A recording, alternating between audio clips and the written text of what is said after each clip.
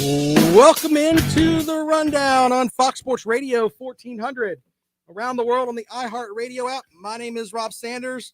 Thanks for checking out the show today. Got a big show planned for you as always. Tyler Crowder, host of Kicking It with Crowder, joins us about the 3:30 break there. We're going to talk a little bit about upset potential for this weekend. Who has the chance to pick up an upset win? We'll get into that. We'll also talk a little bit about a couple other things. Falcons are playing tonight. We'll get his pick on that. I believe he's heading to the game, so we'll work on that too. I've also got some coaching carousel numbers. We'll get into that as well. But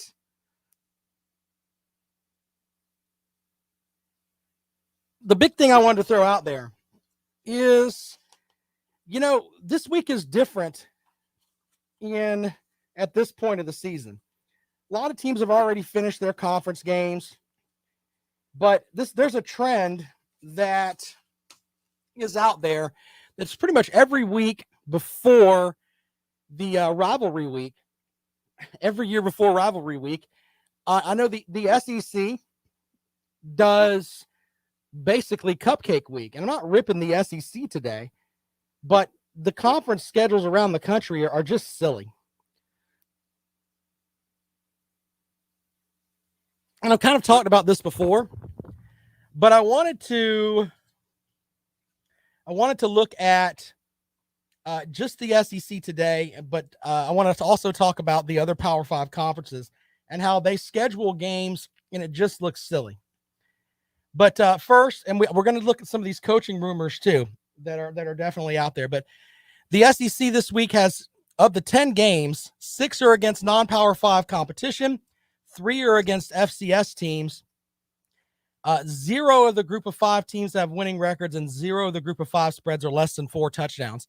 It is literally cakewalk central in the SEC this week. Now, the reason the SEC gets the attention for that is because they put it all into 1 week. If you're in the ACC or the Big 12 or the Pac-12 or whatever, insert your Power 5 conference, the reality is that you just schedule your games at different times. So I rip the SEC for some of the scheduling stuff they do. Hello, Florida, not playing a non-conference game out of the state since 1999. But here's the thing. The ACC does it. Remember, Clemson last week played UConn. Why the hell is Clemson playing UConn in November? It makes no sense. The reality is that the SEC takes a big-time hit from this, all because of the way that they put it into the schedule at that same time. Now, some people will say, hey, Rob, they do that so they can cushion their way into the championship portion of the season. No, that's not true. And I'll tell you why.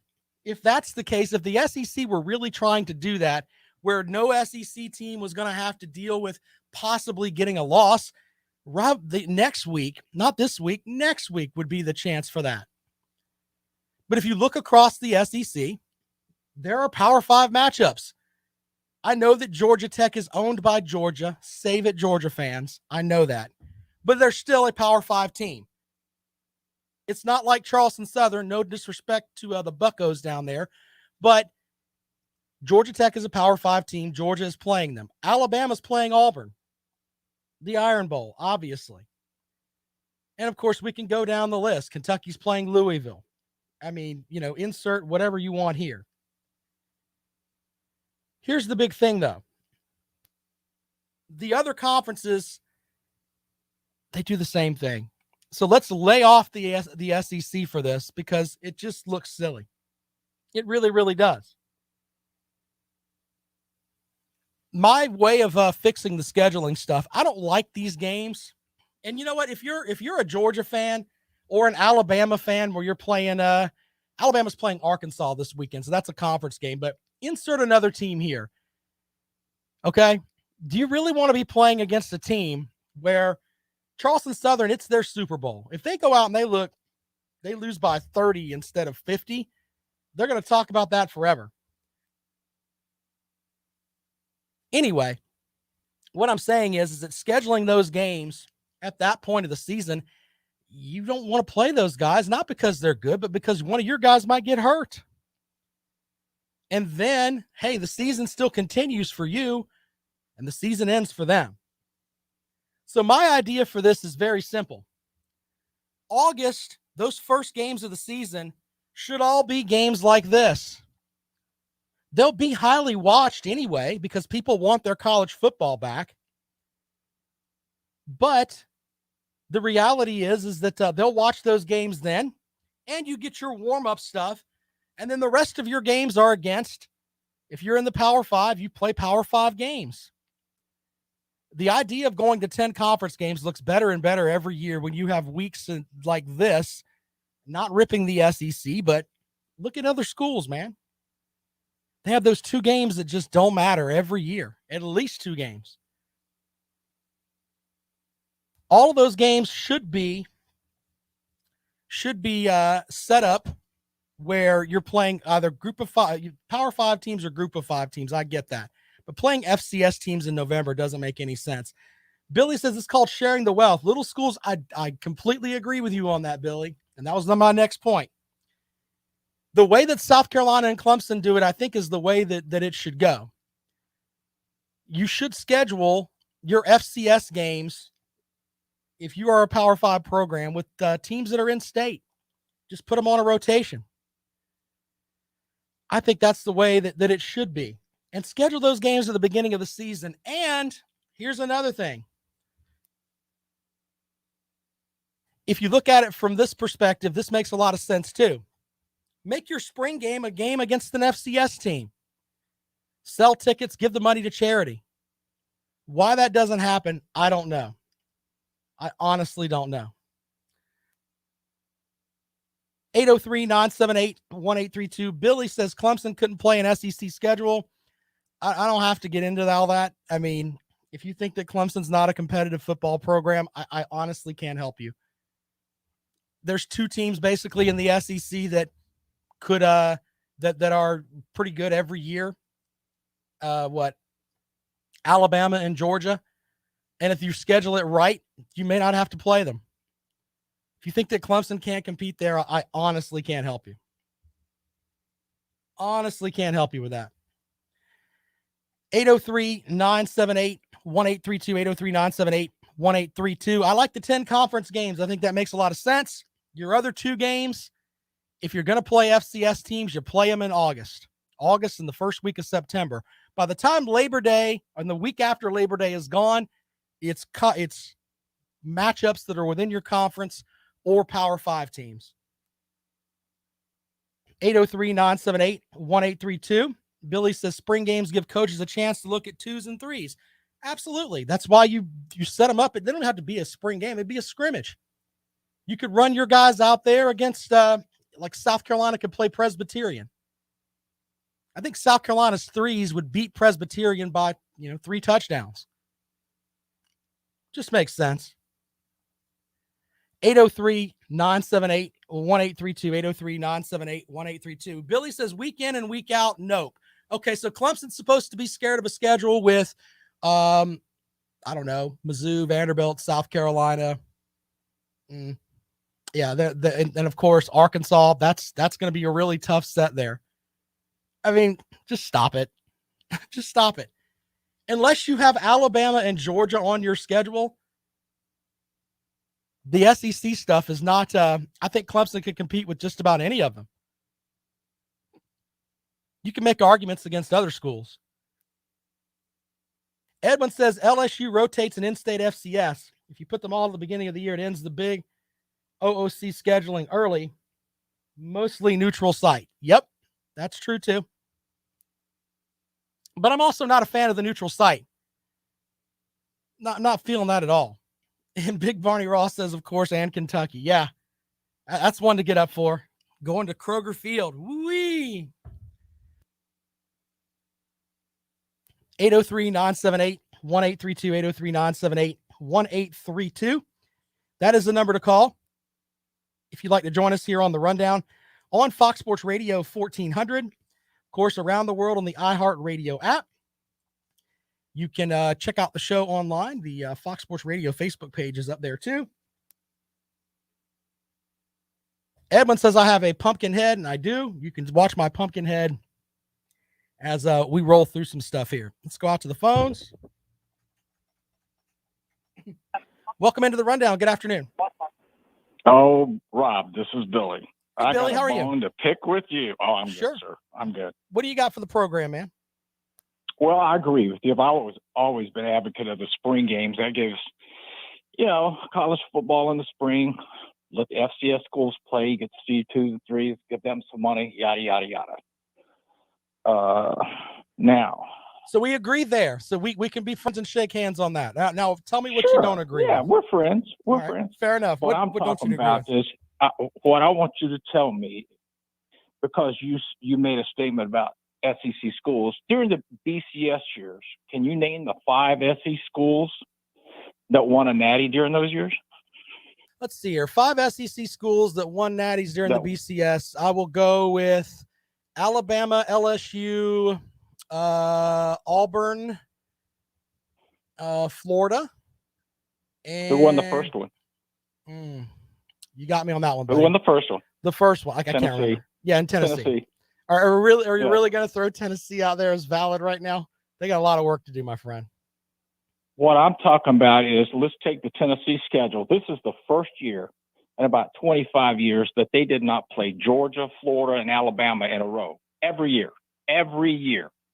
Right. And when you have to go through that, what I'm saying is Clemson could play them, but let's talk about Duke, until recently Wake Forest. What I'm saying is the SEC schedule. I'm not putting. See, I think where you're misunderstanding me is I'm not putting the ACC schedule that Clemson plays against the SEC schedule. I'm just saying that Clemson would be competitive in the SEC if they played an SEC East schedule. I think Clemson would be just fine. I really do. Put them. It depends on, and a lot of it depends on who they schedule in the West. If you're getting Arkansas. If you're getting, Arkansas and Mississippi State, I think Clemson could beat those teams.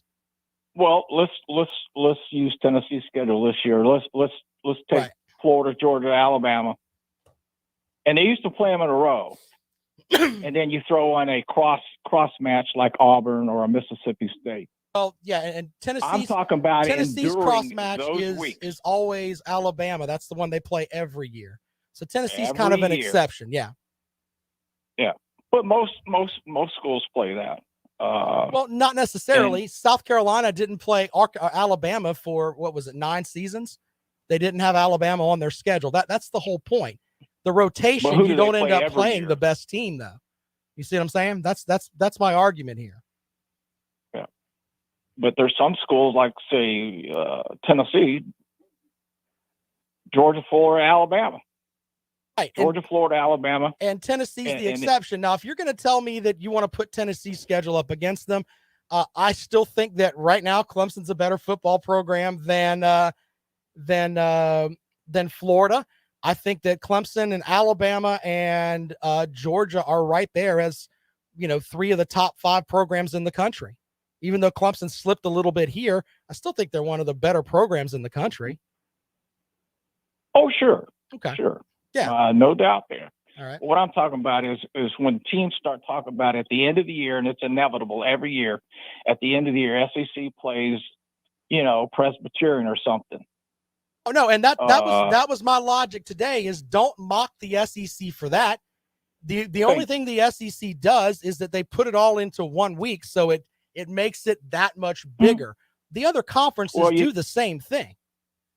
You have to schedule them where, you get in where you fit in, just like Auburn cried last year about playing Georgia early in the week. Now they play them at the end of the year. So you have to adjust your schedule accordingly to the games, and rightfully so. Right. I mean, well, I like the idea of playing those games early in the season, though. And then that way, once we get to, say, September 15th, then your conference schedule starts, sort of like basketball, the way the Power 5 does it in basketball, basically. You have a bunch of teams that are like warm-up games, And then once you get to basically Christmas, then your conference schedule starts, and that's it for the rest of the season. I guess that's what I'm lobbying for here, but I'm also putting it out there. Go ahead. I'm sorry. I'm all for advocating for the spring FCS games. That would bring, college football to the spring. Play 2 or 3 FCS teams. Look at your 2s, 3s, and 4s. See what you got, and then, and when you play these teams, you don't have to play your starters. Nope, you don't. Just like I think Saturday Tennessee plays South Alabama. Do you think they're going to leave their starters in the whole game? I hope not. Well, if they have to, then that's a problem. But I like the idea of making it exhibition games in the spring. And why not have 2 games? That way the coaches have the opportunity to do that and get out there and see what your 2s and 3s can do. But I'm also in the camp of why not having a JV game, which I know sounds like it's ancient in its origin, but having a JV game where you play just your freshmen and maybe your sophomores and put those guys out there, and then you can scrimmage like that and open that up and let people check that out too. You use them during the FCS games. If you play 2 or 3 of 4, 2 or 3 of them, this will give them a chance to either shine or they know what they got to do. Yeah. And but I like the idea of, and then you have the money from that you can give to those smaller schools. And I know that schools like the Citadel and Presbyterian here in South Carolina, they would love that. You could play Benedict, one of the HBCU here in Columbia, schedule that game and then make that work. I just think that just makes so much sense. And it gives us something to fill that football void where everybody's trying to have a spring league. You could set it up where you have 3 weeks in the spring where it's all college football. Now, none of the matchups are going to be good. They're all exhibitions, but it's still college football. And I think people would watch it. I really do. People go to the stadium and get some mustard and hot dogs. Mustard and hot dogs and everything else. You want to know the sad thing about that? When the first thing I thought of when I seen, of course, we're talking about Tennessee and the mustard bottle. The only thing I thought of, man, my brain is so weird. I thought of Hillary Clinton, and people are like, why'd you think of Hillary Clinton? Because Hillary Clinton claimed when she was running for president that she had hot sauce in her pocketbook. Get the hell out of here. Really? And their dialect changes too. Yeah, there's that too. I don't want to get into politics, but that's definitely there. But yeah, good stuff, Billy. I appreciate you, man. Thanks so much. Later. Bye-bye. All right, there you go. So Billy and I kind of agree. We give you that. Vandy Dandy says, why is Clemson scared to play Vanderbilt? Okay. That's some silliness there. That is some silliness. All right. We're going to take a quick break. When we come back, we'll have more for you here on the Rundown. This is Fox Sports Radio 1400.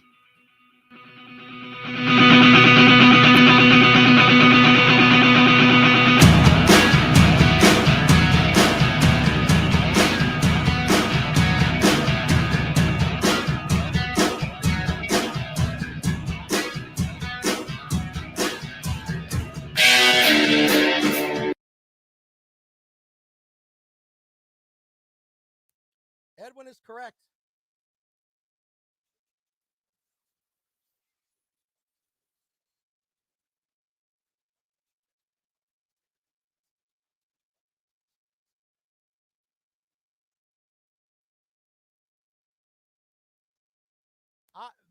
That's a good question, Big Barney Ross.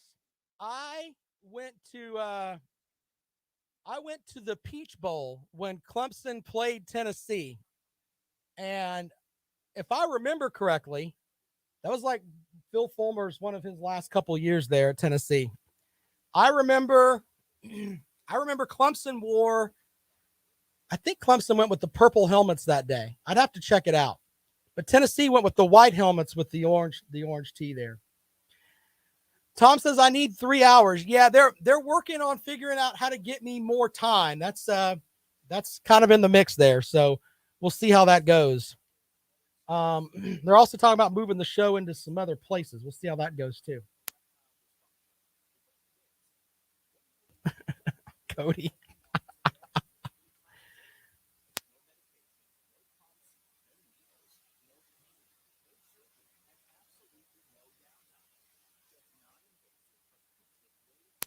Hillary is the most, and once again, please, I don't want to talk politics because people will think I'm silly.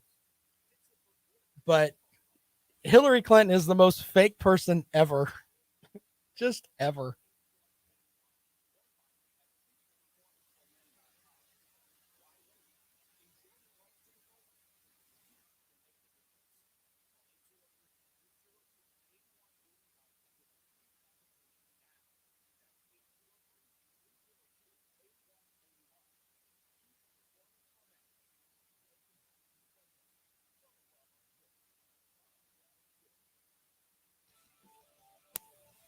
Eight zero three 1832 803-978-1832 is the number to call. If you'd like to join us here on the rundown this afternoon, Tyler Crowder joins us here shortly. We'll look at some upset potential picks this week. Yeah, and picks against the spread. We'll go there. We'll get his opinion on Michigan State and Ohio State. Does Michigan State have a chance? How about Mizzou with Florida? They're a 10-point dog at home. What? Edwin with a great comment. He says Clemson and Ohio State would all compete in the SEC. Anyone saying they'd lose 4 to 5 games every year or they'd win the SEC every year are foolish. Yeah, he's right. I'm not saying that Clemson would go in and win the conference every year. I'm not saying that at all. Winning the conference is hard.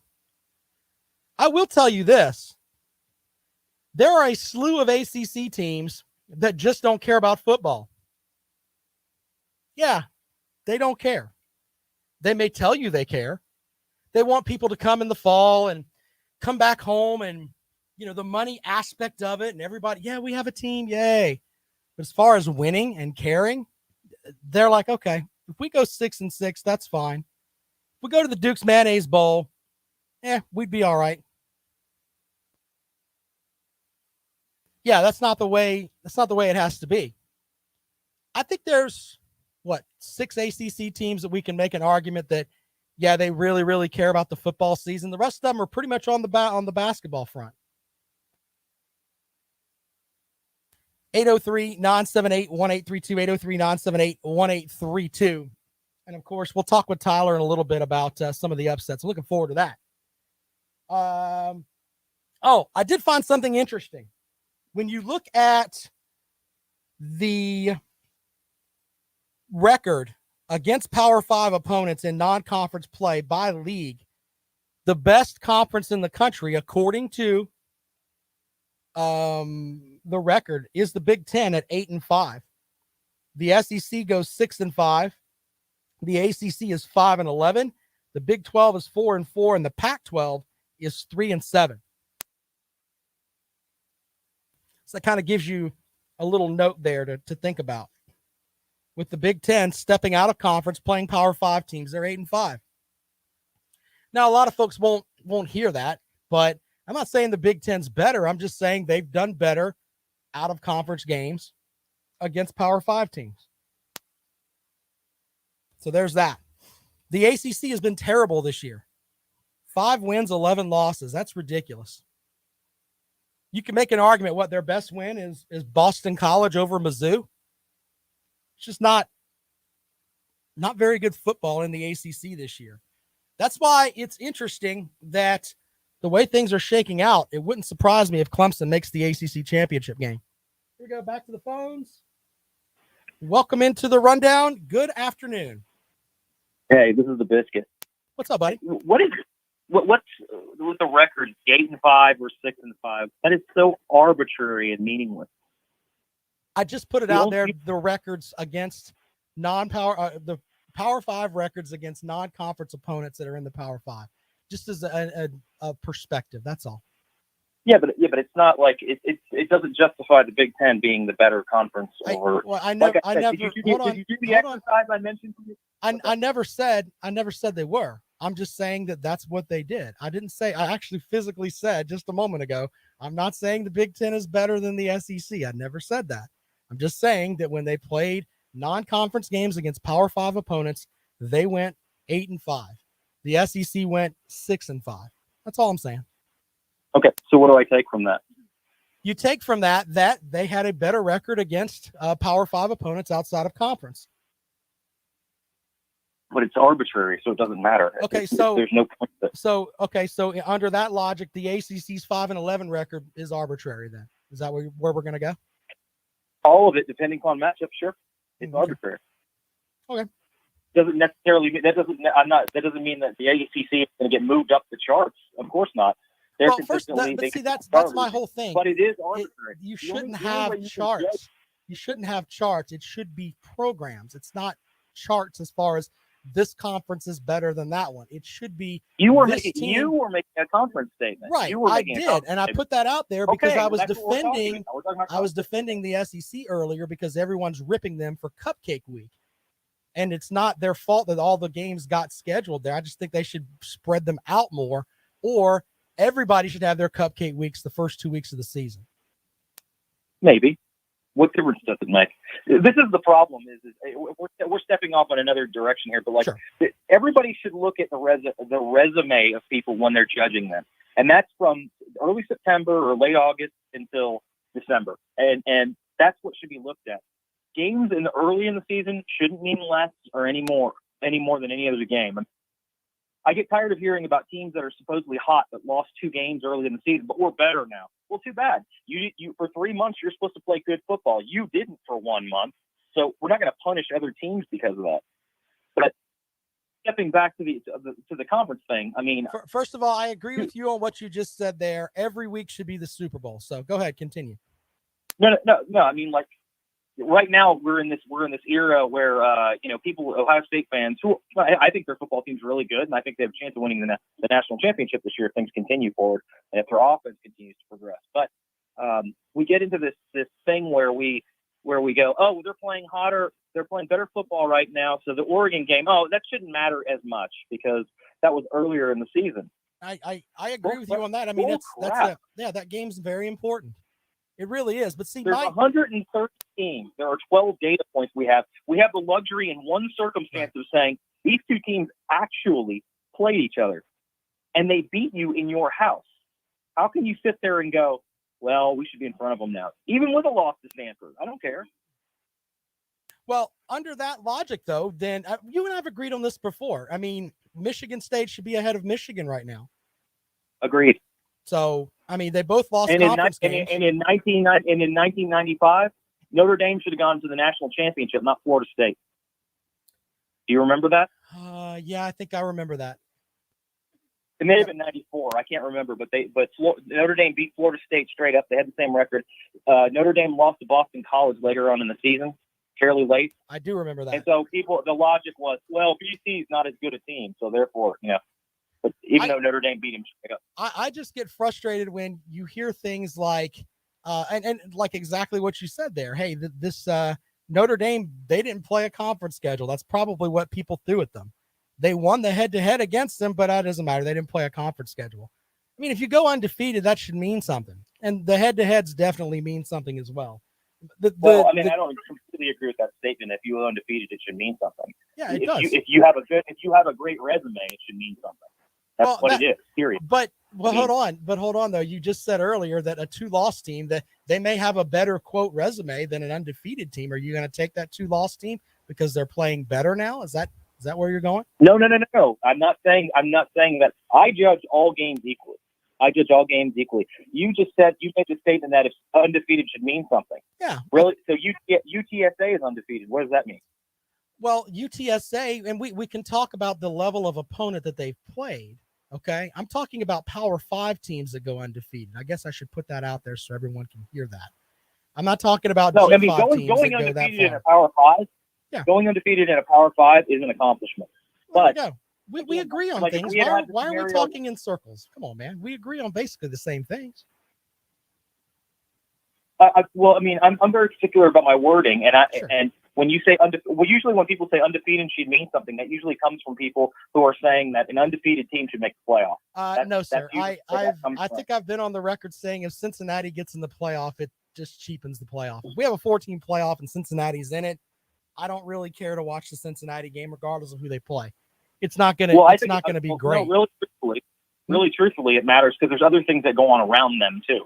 I'm not going to sit here and say Cincinnati shouldn't make the playoff because I don't have all the data points in front of me yet, right? All the games haven't been played. Mm-hmm. So when they are all played, then we can go, okay, well, this team did this and this team did this. Who deserves to go in? But I agree with you. It's not a great season if they are getting into the top four. I don't think it's a great college football season.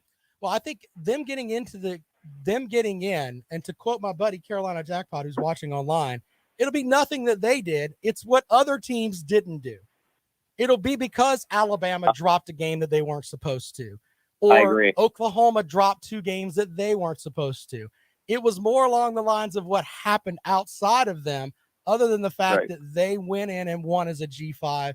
And it's like, well, we kind of have to put them in there because everybody else has 2 or 3 losses. Or to be more fair, I mean, the Pac-12 and the Big 12 aren't doing their jobs. They aren't producing teams that are legit. It's all coming from, the Big Ten, the SEC, and then Clemson, right? I mean, yeah, and I agree on that, but I think that Oregon has the opportunity to be that Pac-12 team that has the opportunity with that one loss. If they can win out, I think Oregon should be in the playoffs. I think they should be in over Ohio State if they win out. Regardless of what Ohio State does. I agree with you that they should be in. I'm not sure I agree with that. The fact that they'll be super competitive in that first round game. I don't think they'll be competitive, but would you rather have a 1-loss Oregon team or that Cincinnati team? Are you talking from the perspective of a fan, or are you talking about the perspective of we're all fans here? That's reality. We're all fans of something. I'm talking about when I sit down to watch the college football. I want Georgia to have the easiest path to the championship. That's what I want. Well, then you want Cincinnati, and you probably want Notre Dame too, right? From a fan standpoint, probably would be better if I'm doing it from the health of the college football playoff system. Right. I'm a huge proponent of 4 best teams, as you know, and I am not a supporter of automatic bids for conference champions. So, well, that's an argument we can have later on as we get into the off season. But hey, I appreciate you calling the program, man. I got to take a quick break, but as always, you're always welcome. Thank you so much. Yeah, thanks. All right, there you go. Quick break, and then we'll come back. Tyler Crowder joins us from Kicking with Crowder right here on the Rundown. This is Fox Sports Radio 1400.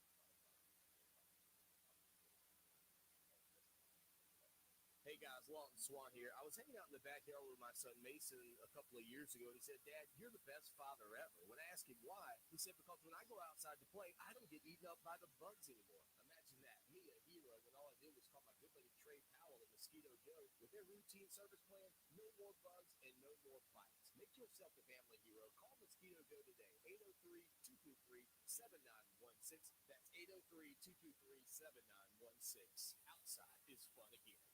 It's your chance to win $1,000. Text the nationwide keyword PAY to 200-200. You'll get a confirmation text and info. Standard data and message rates apply to station-wide contests. That's PAY to 200-200. This is former Notre Dame quarterback Brady Quinn. Here's what's trending from the iHeart Sports Network. Presented by DuckDuckGo. The Hurricanes will take on one of the hottest teams in the NHL tonight when their road trip continues in Anaheim. Dr. Carnation take care of business. Aspen will be hot on the hardwood tonight. Suns and Pacers. Temple is the Charleston Classic. Summit versus Appalachian State. Citadel hosts Parker College. And England two-way star Shohei Ohtani is considered the favorite to be winning the American League MVP tonight. Ohtani is one of baseball's best hitters and pitchers this past season. I'm Scott Davidson. What is it that makes you uniquely you? Well, DuckDuckGo doesn't think that's any of their business. frankly, it shouldn't be the business of any tech company. Protect your privacy online for free with DuckDuckGo.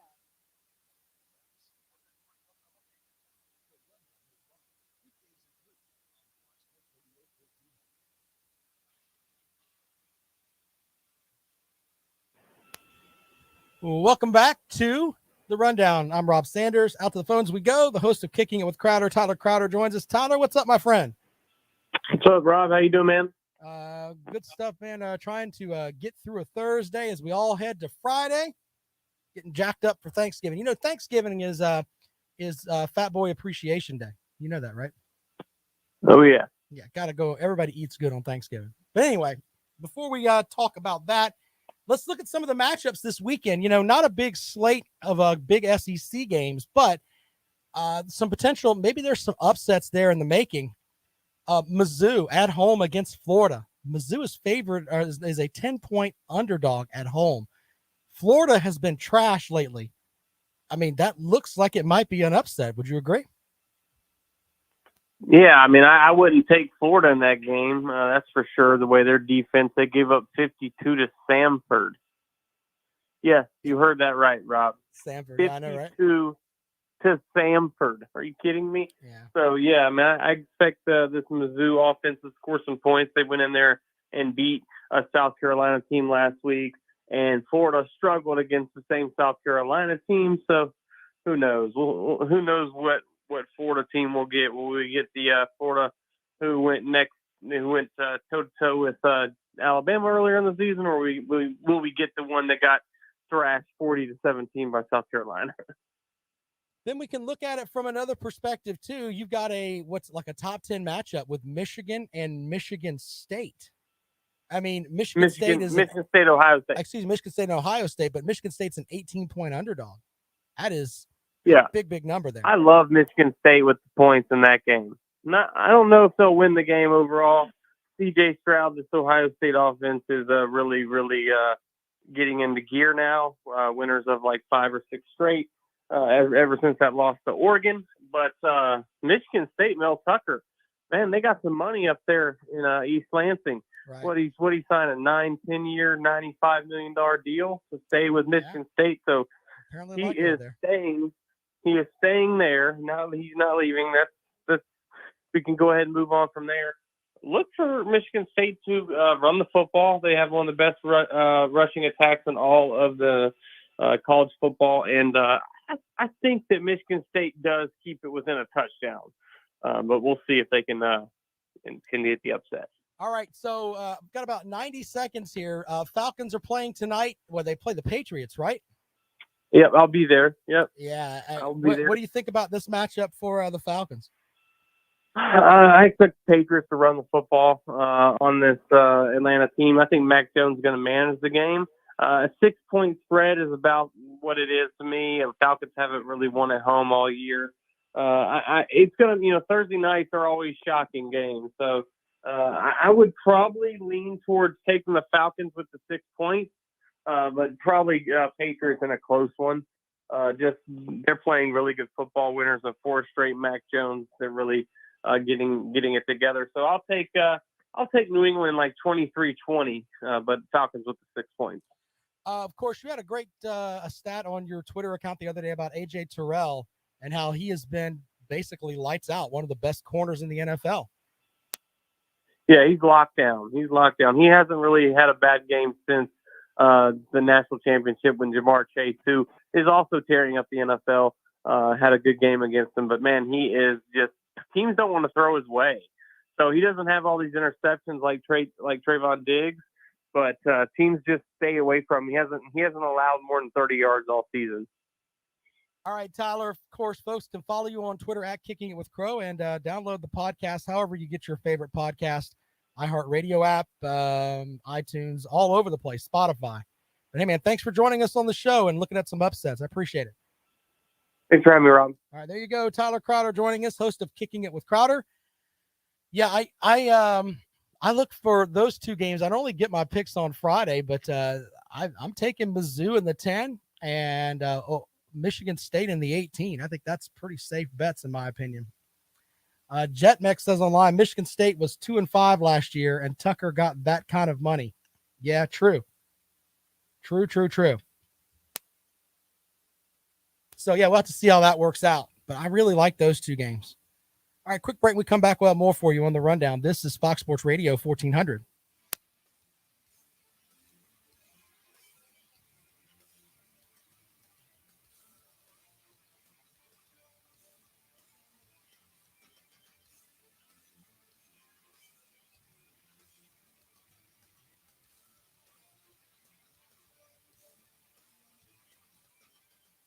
Help the planet with a tip from iHeartRadio Earth. Water heating can account for up to 25% of the energy consumed in your home. Save money and energy and improve the comfort of your home by turning down the temperature of your water heater from 140 to 120 degrees Fahrenheit. It can save you up to 22% on your energy bill annually. Brought to you by iHeartRadio Earth and the National Environmental Education Foundation.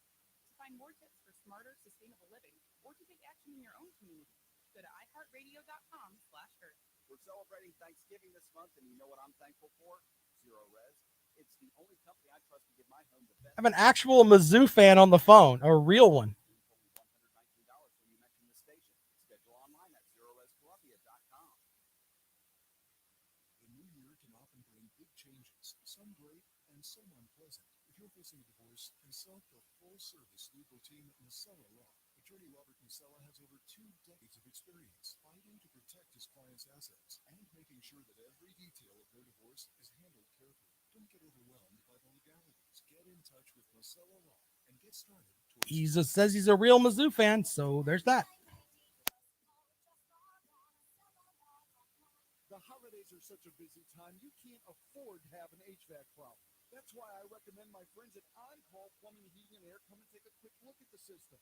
Locally owned and operated, they're all about customer satisfaction, and they always send you trained technicians, not trained salespeople. OnCallSC.com or 781-HELP. I can't see through the phone, Biscuit.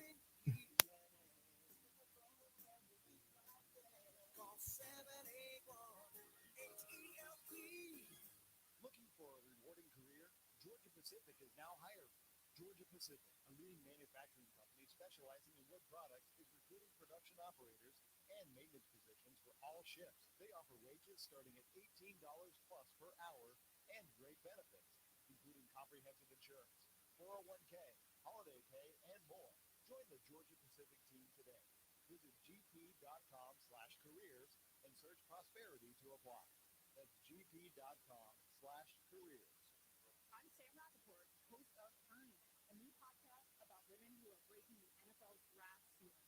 With Garcia said, well, I've had 2 coaches who happen to be female. This story will be told by NFL head coaches, owners, and of course the women themselves. I even go in with Commissioner Roger Goodell. I didn't hear that. Listen to Earn It, the NFL's forward progress. Yeah, you're going to hit puberty eventually there, Big Barney Ross. Fox Sports Radio 1400. Online at foxsportsradio1400.com. On your phone with the iHeartRadio app and on hundreds of devices like Alexa, Google Home, Xbox, and Sonos. An iHeartRadio station.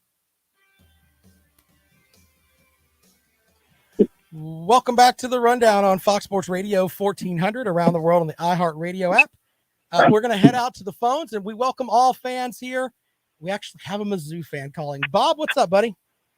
Hey, how you doing, Rob? I have to completely ask, and we got to make sure that you're a real Mizzou fan. So, M-I-Z.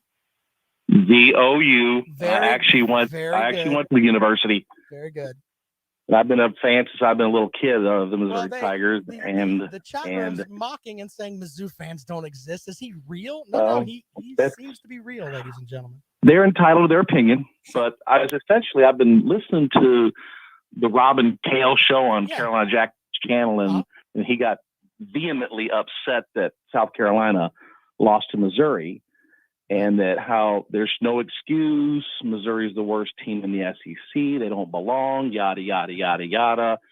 And essentially, basically, it's almost sounding like that South Carolina is some up-and-coming elite cusp of the college football playoff team, and that we're just essentially like some terrible team that should be in the FCS or something like that. I mean, he does know this is the third year in a row that Missouri's beaten South Carolina, doesn't he?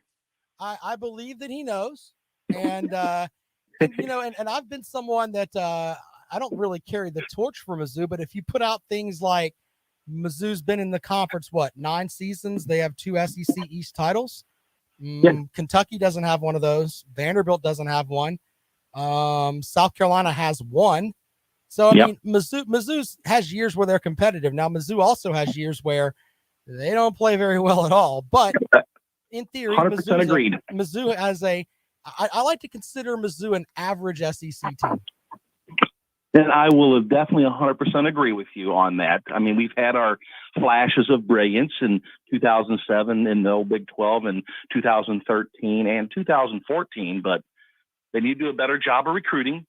I hope Eli Drinkwitz can actually get some of these better recruits. I mean, people make fun of him. He looks like Opie or whatever with glasses, and that's cool, but as long as he gets the job done. Yeah. So that was my biggest pet peeve is that people in the SEC say, oh, they don't belong and all this kind of garbage, but it's just like, hey, we asked to come, you guys accepted us. I mean, it is what it is.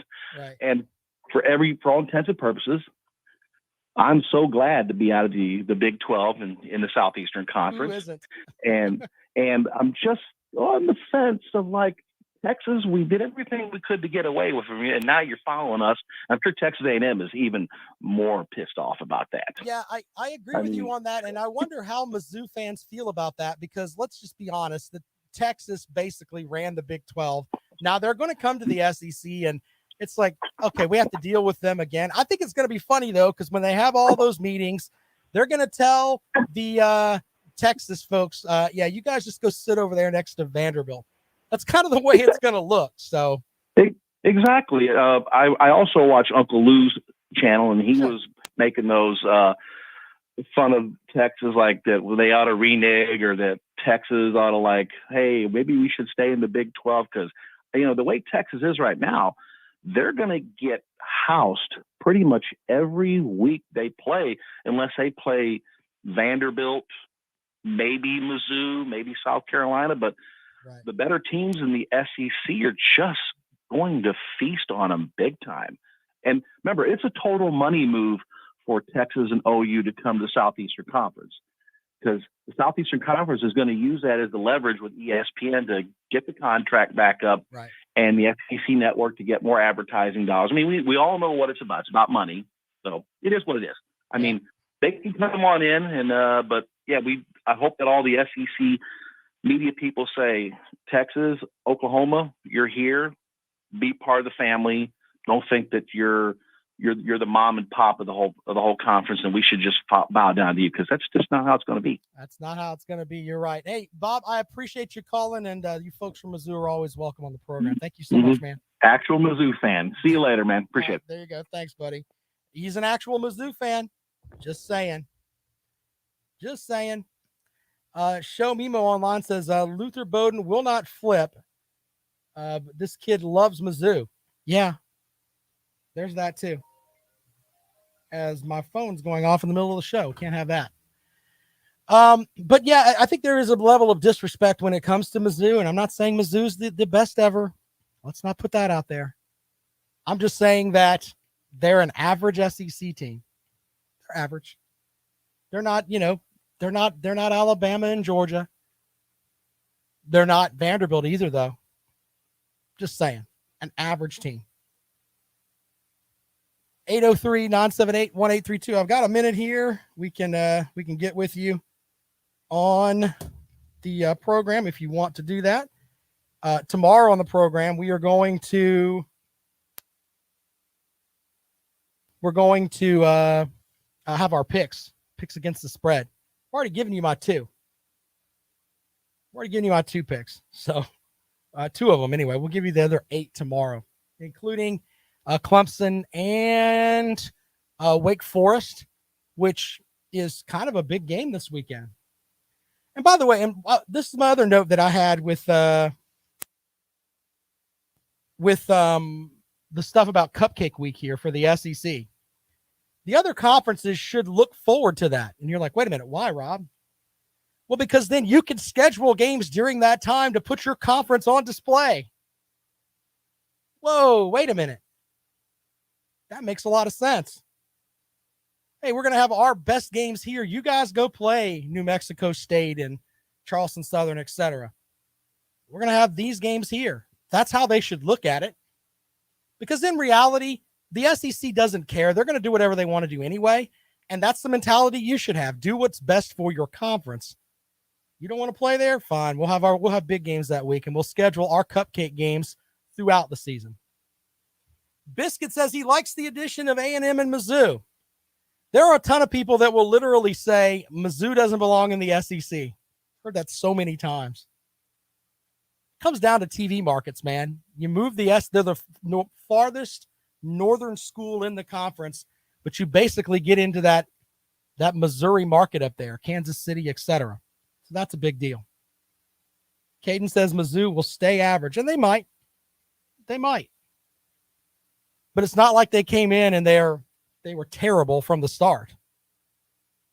So I think Mizzou being in the conference is a good thing in theory. All right, anyway, picks for tomorrow will be up. We'll have those up. We'll do them right at 4 o'clock or 3 o'clock. And then I may have a guest or two tomorrow as well. As always, appreciate you guys checking out the show. After I finish up, Lawton Swan from Clemson Sports Talk. Stop looking at me, Swan. Is up. He'll have everything you need to know about Clemson. Be sure to check him out and follow him on Twitter at Clemson Sports. I'm on Twitter at Rob Sounds Good. I have a lot of Brave stuff I've been tweeting out lately. I'm so happy the Braves won the World Series. It's like the best thing ever. I'm just saying. Crazy. Crazy, crazy, crazy the Braves winning the World Series. But, I was looking at some of the moves that they're making. They picked up a catcher from Milwaukee, and fans were blistering the general manager for that. Just stop it. Look at all the moves he made. Funny. All right. Anyway, I'm on Twitter at Rob Sounds Good. Podcast will be up at about 5 o'clock this afternoon. And we'll do some coaching stuff tomorrow. Jamie Chadwell, by the way, at Coastal says, quote, nobody has contacted me for any Power 5 vacancy. Okay, then. Chew on that as we head into tomorrow. More of the rundown tomorrow on Fox Sports Radio 1400. You guys are awesome, man. We'll talk to you later on. See you later.